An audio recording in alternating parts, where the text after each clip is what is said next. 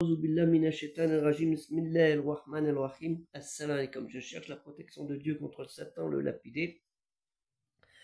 De par le nom de Dieu, toutes les moyens, tout plein de miséricorde, que la paix soit sur vous. Excusez-moi, je suis enrhumé et je suis en train de commencer à faire une crise d'asthme. La misère est-elle un test pour les croyants? Un test d'Allah Ta'ala, lui trop exalté soit-il. Pensez-y sincèrement. Quand nous voyons des personnes qui se disent dans la misère, sociale, sociétale, ou peut-être qu'ils sont pas si pauvres que ça, mais ils veulent être un peu plus riches, se disent qu'en allant, vu la certitude de la vie, le désarroi qui est total, ou la famille omniprésente, ils voient que dans leur propre pays, leurs dirigeants ne font rien pour eux, tellement la corruption est omniprésente, et ils ont plus le sentiment d'être des sujets que d'être des citoyens, et se dit pourquoi ne pas aller ailleurs, dans des pays même non musulmans, pareil que la terre, Allah Ta'ala, appartient à Allah Ta'ala naturellement.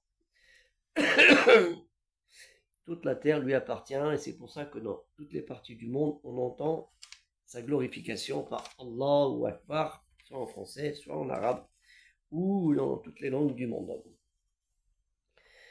Et il se peut peut-être que ces gens qui vous reçoivent, ce qui est une bonne chose en soi, soit peut-être un mal aussi pour vous.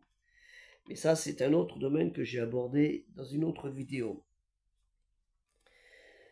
Il faut que vous sachiez, vous qui êtes dans la misère, soit vous êtes ici en Occident, encore dans la misère, vu que vous avez pensé à l'Eldorado, que ceux qui sont encore dans la misère dans vos pays dits musulmans, parce que rien n'est fait pour vous, vos dirigeants ne pensent pas à vous, que dans chaque demande, chaque situation, il y a une demande de secours et surtout de remerciement de celui-ci, ça veut dire dans Allah Ta'ala, qui va vers lui, votre créateur, et quel que soit le temps que durera cette demande de secours dans ce bas monde, ne négligez pas aussi la protection dans l'autre monde, celui du paradis. Il ne peut se faire que dans l'endurance et les invocations pieuses envers votre créateur. C'est pour ça qu'il faut les conseiller dans les prières de demander à Dieu son aide, mais aussi sa protection, parce qu'elle est importante, sa protection, son aide dans ce bas monde et sa protection dans l'au-delà, ce qui est important, nous protéger de ne pas aller dans l'enfer, naturellement. Et Allah Ta'ala, Dieu le Très-Haut exalté soit-il, nous dit dans la Sourate Al-Baqarah, la vache, au verset 153, « Ô les croyants, cherchez secours dans l'endurance et la prière invocatrice, car Dieu est avec ceux qui sont endurants. » Ya ayyuhalladhina amanu astahinu bil sabri wa as-salati inna Allaha ma'as-sabirin. Et Allah Ta'ala, Dieu très haut exalté soit-il, nous dit dans la sourate 9, El Tawbah, le repentir, j'oublie le verset, dit rien ne vous atteindra en dehors de ce que Dieu a prescrit pour nous. Il est protecteur, c'est en Dieu que les croyants doivent mettre leur confiance. Kullan yusibana illa wa kattaba Allahu lana wa maulana wa alla allahi falyattawakkali al-mu'minun.